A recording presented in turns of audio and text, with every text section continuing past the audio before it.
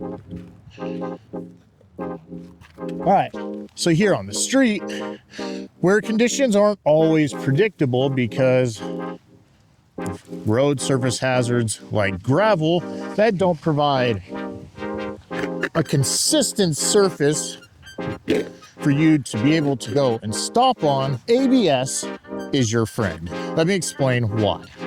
This is called a tone ring. That right there is the sensor. There's a little magnet there in the end. And now what that does is these are machined to exact distances. And what it's measuring is the distance between these metal sections right here. When you go and grab the brake, what that sensor is doing when you squeeze this is it's measuring the rotation of the wheel.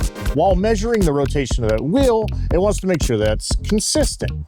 But when that stops, it's like, whoa, hold on a second, we're gonna slide. So then it allows a little bit of the brake pressure to be released so that it can continue rolling.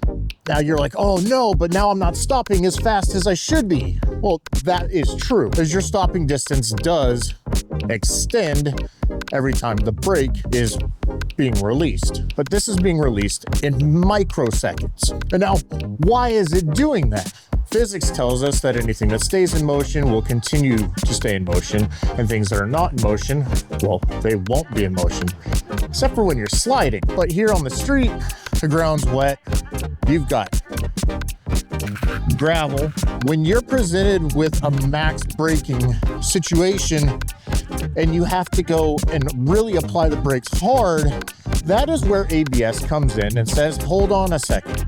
Now you're like, but when you're applying the brakes, it's extending your distance. Yes, it is. But that is so the tire will roll.